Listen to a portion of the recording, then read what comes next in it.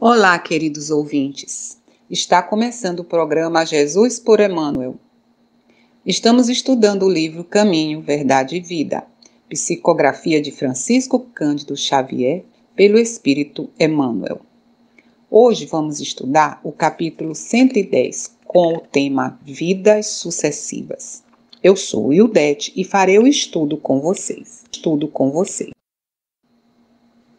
Vidas sucessivas. Não te maravilhes de ter haver dito, necessário vos é nascer de novo.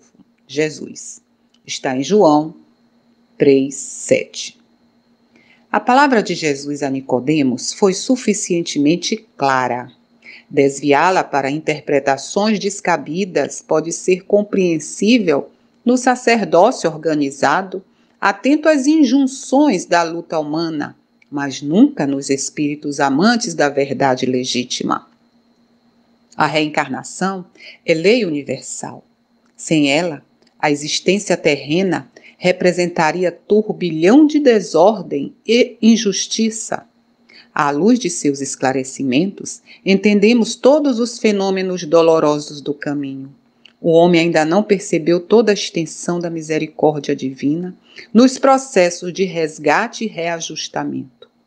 Entre os homens, o criminoso é enviado a penas cruéis, seja pela condenação à morte ou aos sofrimentos prolongados. A providência, todavia, corrige amando. Não encaminha os réus a prisões infectas e úmidas.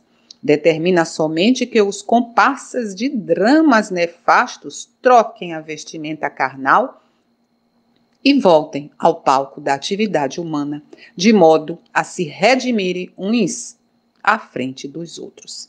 Para a sabedoria magnânima, nem sempre o que errou é um celerado, como nem sempre a vítima é pura e sincera. Deus não vê apenas a maldade que surge à superfície do escândalo. Conhece o mecanismo sombrio de todas as circunstâncias que provocam um crime. O algoz integral, como a vítima integral, são desconhecidos do homem. O pai, contudo, identifica as necessidades de seus filhos e reúne-os periodicamente pelos laços de sangue ou na rede dos compromissos edificantes, a fim de que aprendam a lei do amor entre as dificuldades e as dores do destino, com a bênção de temporário esquecimento. Bem, meus queridos ouvintes, como sempre eu gosto de contextualizar a passagem que inspirou Emmanuel para esse belíssimo texto. Então está em João capítulo 3, versículo 1 a 7. E havia entre os fariseus um homem chamado Nicodemos, príncipe dos judeus. Este foi ter de noite com Jesus e disse-lhe: Rabi, bem sabemos que és mestre, vindo de Deus, porque ninguém pode fazer estes sinais que tu fazes se Deus não for com ele. Jesus respondeu e disse-lhe: na verdade te digo que aquele que não nascer de novo não pode ver o reino de Deus. Disse-lhe Nicodemos: como pode um homem nascer sendo velho? Pode, porventura, tornar a entrar no ventre de sua mãe e nascer? Jesus respondeu: na verdade te digo que aquele que não nascer da água e do Espírito não pode entrar no reino de Deus. O que é nascido da carne é carne, o que é nascido do Espírito é Espírito. Não te maravilhes de ter dito, necessário vos é nascer de novo. Que foi essa última frase, esse último versículo que inspirou Emmanuel para esse texto que nós lemos. Dentre muitas passagens nas Escrituras sobre a reencarnação, essa é a mais esclarecedora. Por isso, Emmanuel a escolheu para iniciar esse belíssimo texto e inicia nos alertando para interpretações errôneas das palavras de Jesus a Nicodemos. Interpretações essas presas a dogmas religiosos. Para Nicodemos, que era judeu, a reencarnação era conhecida com o nome de ressurreição, mas os judeus não compreendiam bem como isso acontecia. A ressurreição foi vista em Lázaro, realizada por Jesus, que sabia manipular as energias para que acontecesse tal evento e que serviu para que todos acreditassem que ele, Jesus, era o Messias. Porém, quando Jesus afirmou que João Batista era Elias, estava se referindo à reencarnação. É mais uma passagem bíblica que afirma a existência da reencarnação.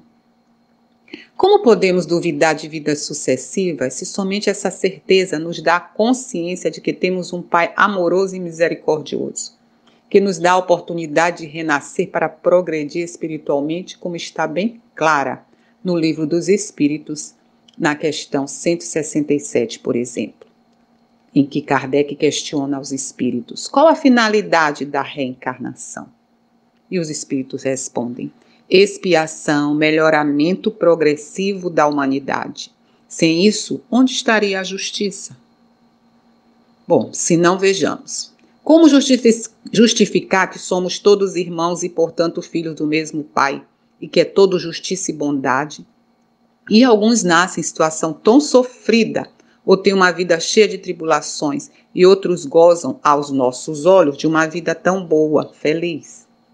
Eu uso o termo aos nossos olhos, meus irmãos, porque sabemos que nesse plano de provas e expiações em que vivemos, não há ninguém com vida perfeita, embora alguns encontrem a paz e a felicidade em seu íntimo, a despeito de sofrimentos, sendo esses os que estão aproveitando os sofrimentos para evoluírem, aceitando suas tribulações sem murmurar, sem se queixar. Muitas vezes, dependendo do nível evolutivo, esses sofrimentos são acordados na erraticidade, quando há um planejamento para a reencarnação, de modo que os desafetos de outrora possam se reconciliar e seguirem para a luz. Porém, alguns de nós, ao desencarnar, não temos a maturidade suficiente para planejar a reencarnação. E a forma como ela será é determinada por uma equipe espiritual que estará conosco durante toda a jornada, nos intuindo e orientando para não fraquejarmos diante das provas impostas. Podemos comparar isso com a nossa vida carnal enquanto crianças. Por exemplo, uma criança não pode planejar, ela pode até dizer que quer ser quando crescer, mas ela não tem como determinar porque ela não tem maturidade para entender, nem direito às profissões que existem. Aí ela vai ser orientada, se aquela intuição, aquele dom continuar, ela vai ser orientada por seus pais. Assim somos nós quando merecemos programar na espiritualidade a nossa reencarnação. E novamente busquemos esclarecimentos agora no Livro dos Espíritos. Então, a questão 168, Kardec pergunta: o número das existências corpóreas é limitado ou o espírito se reencarna perpetuamente? Essa sempre é uma questão que quem está começando na doutrina espírita fica curioso. E os espíritos respondem: a cada nova existência, o espírito dá um passo na senda do progresso. Quando se despojou de todas as impurezas, não precisa mais das provas da vida corpórea. Bom, e se sucumbir na caminhada, o que acontece? Porque não é fácil você viver no mundo, pode se deixar seduzir pelas coisas mundanas, mas certamente terá nova oportunidade, embora em condições mais desfavoráveis. E muitas vezes, numa encarnação, o espírito passa apenas por provas e em outras passa por expiação. Às vezes vemos pessoas que são tão boas e sofrem tanto e nos perguntamos o porquê. Só a reencarnação pode explicar, pois sabemos que essa pessoa agora é tão boa porque precisou se transformar, certamente em encarnação anterior ou mesmo foi reeducada na erraticidade. Se arrependeu do mal que causou a outrem, pediu perdão e pediu para reencarnar em situação difícil para resgatar e progredir mais rapidamente. Se não acreditamos em reencarnação, como explicar os laços de família que, ao contrário dos que muitos pensam, não são quebrados em cada reencarnação, como nos explicam os itens 18 e 19 do capítulo 4 do Evangelho segundo o Espiritismo, em que eu vou pedir licença para ler nesse momento. No espaço, os espíritos formam grupos ou famílias entrelaçados pela afeição, pela simpatia e pela semelhança das inclinações. Ditosos por se encontrarem juntos, esses espíritos se buscam uns aos outros. A encarnação apenas momentaneamente os separa, porquanto, ao regressarem à erraticidade, novamente se reúnem como amigos que voltam de uma viagem. Muitas vezes, até uns seguem a outros na encarnação, vindo aqui reunir-se numa mesma família ou no mesmo círculo, a fim de trabalharem juntos pelo seu mútuo adiantamento. Se uns encarnam e outros não, nem por isso deixam de estar unidos pelo pensamento.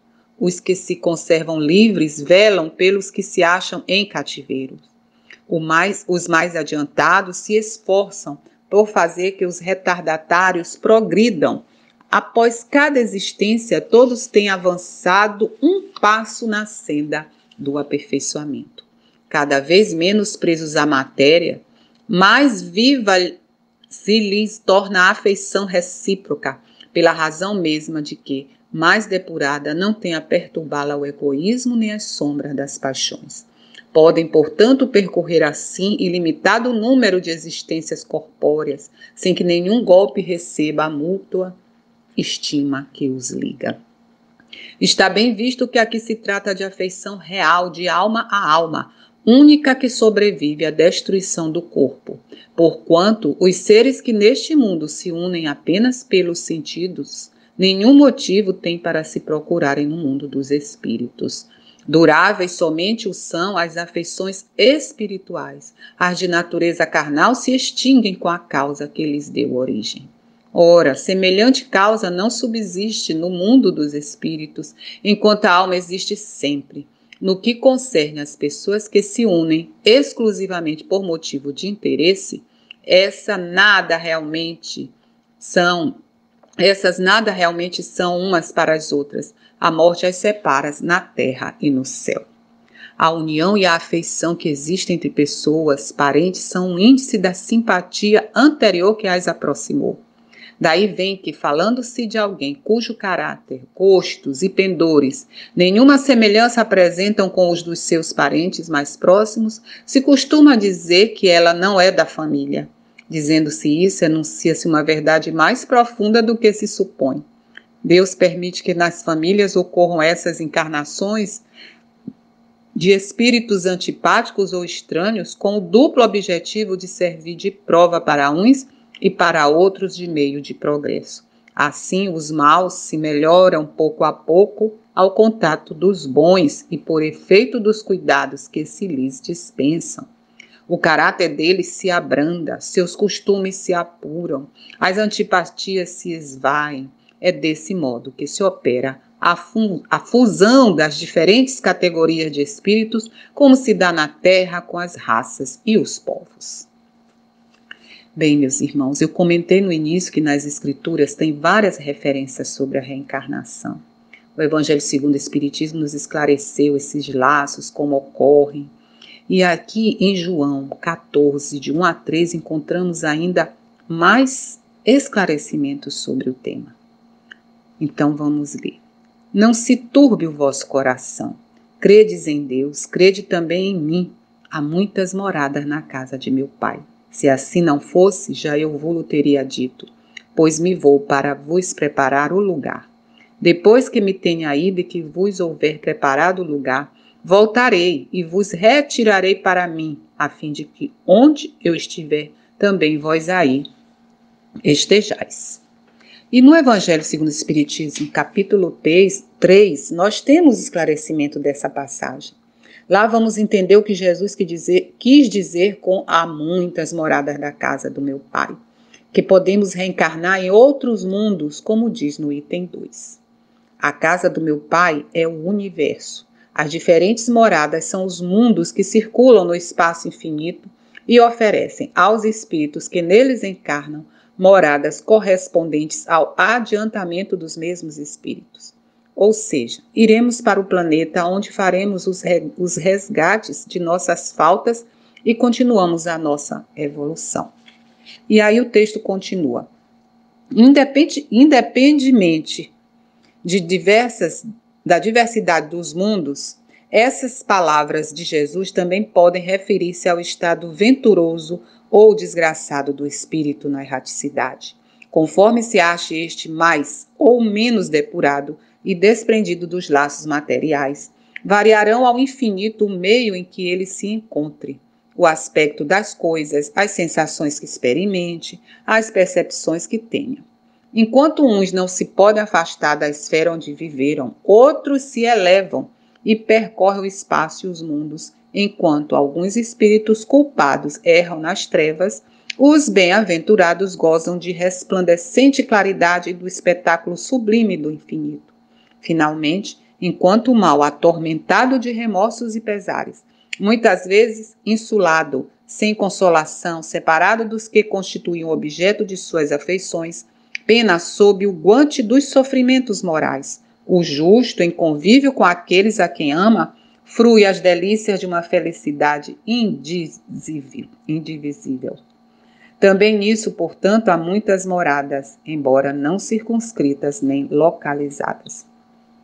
Ou seja, o nível da nossa consciência, meus irmãos, é que irá nos levar para o local merecido após o desencarne. E se for nas trevas, o nosso Pai, que é todo amor e bondade, ao perceber um movimento de arrependimento e pedido de perdão e socorro, enviará os seus emissários de luz para nos resgatar e a partir desse momento iniciará o nosso tratamento da nossa alma, a fim de que reencarnemos na devida morada, onde continuaremos nossa jornada de rumo à luz. E nessa jornada encontraremos os desafetos de outras vidas que, pelo véu necessário do esquecimento, nos surpreende com contendas que muitas vezes não entendemos nem mesmo como começou. Portanto, fiquemos atentos, seguindo nossa jornada no esforço através do exercício diário do amor, da tolerância, do perdão. Se não for assim, estaremos sujeitos a desencarnar com o espírito estagnado e não teremos aproveitado a bênção, a oportunidade de crescer pela reencarnação. Essa foi nossa contribuição para o estudo da obra Caminho, Verdade e Vida. Amanhã estudaremos o capítulo 111. Paz para todos.